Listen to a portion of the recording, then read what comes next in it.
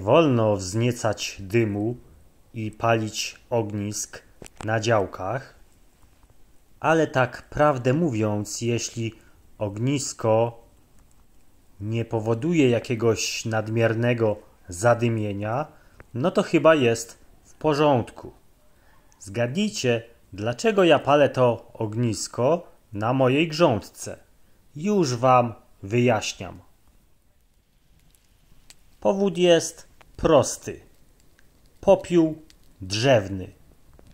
Nawożenie grządki takim popiołem jest ekologicznym sposobem na wzbogacenie gleby w potas, fosfor, magnez i wapń. Trzeba być jednak ostrożnym i rozważnym podczas jego stosowania, a to dlatego, że posiada silne właściwości odkwaszające glebę, a także występuje ryzyko zasolenia. Dlatego, jak zresztą widzicie, ja sobie te spalone resztki rozgrabiam na całej powierzchni mojej grządki. To taki wstępny etap przygotowania. Popiół jest bardzo korzystny dla roślin preferujących neutralne lub lekko zasadowe pH. Za chwilkę jeszcze rozluźnię tą grządkę, a właściwie glebę na tej grządce, co szczególnie przyczyni się do jej lepszego napowietrzenia. Najłatwiejszym więc sposobem jest rozpalenie ogniska bezpośrednio na takiej grządce. Tak jak widzieliście na początku, ale można popiół również dozować w inny sposób, na przykład mieszając z wodą, czy też dorzucając do kompostownika.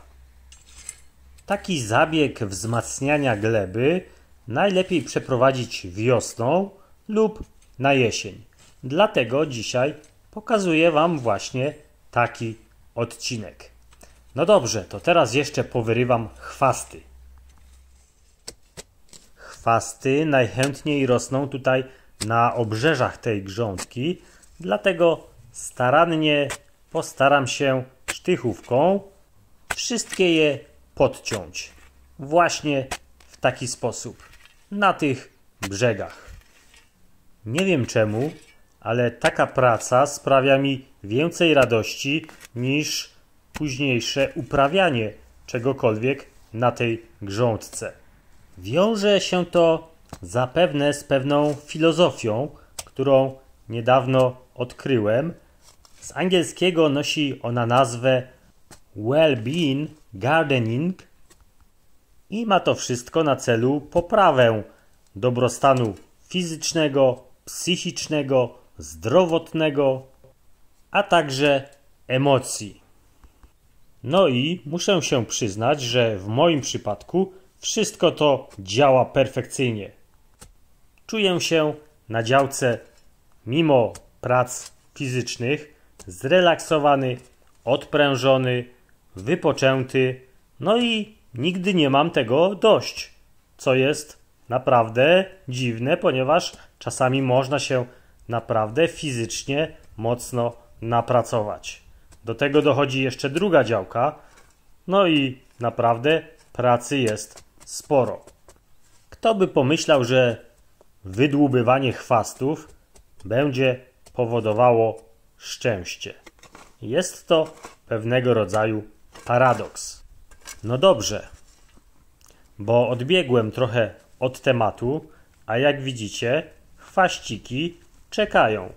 Na szczęście nie jest ich bardzo dużo, ponieważ całkiem niedawno przejechałem ten fragment grządki moją glebogryzarką. Będę to robił regularnie, bo naprawdę fajnie się sprawdza. No ale teraz na jesień, przy okazji zasilania tej grządki popiołem, wykonam za chwilkę ciężką pracę sztychówką. Tak jeszcze mi się przypomniało, że przed zastosowaniem tego nawożenia popiołem, warto sobie sprawdzić pH gleby we własnym zakresie jakimś urządzeniem, które mierzy właśnie ten stopień. No dobrze, grządka idealnie odchwaszczona, no to możecie teraz podejrzeć w przyspieszeniu, jak idą prace sztychówką. A idą, jak widzicie, dosyć szybko.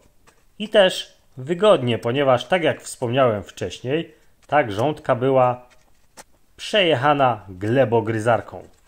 No i jak widzicie, sztychówka w ziemię wchodzi bardzo łatwo.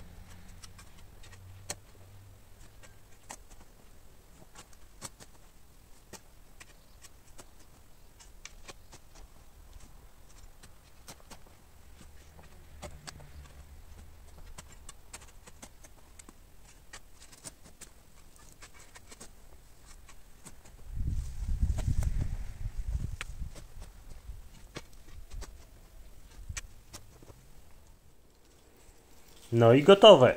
Grządka przekopana na głębokość szpadla. No i teraz ją zostawię aż do wiosny. W takiej właśnie postaci. Fajnie to z bliska wygląda. Teraz to się wszystko ładnie przemrozi w zimie. No i zobaczymy, co będzie wiosną. No a po pracy, po prawej stronie mogę skosztować już końcówki mojej jeżyny bezkolcowej. Krzaczek ładnie zaowocował. O dziwo nie choruje w tym roku, tak jak to miało miejsce w poprzednich sezonach. No i owoce są duże i smaczne.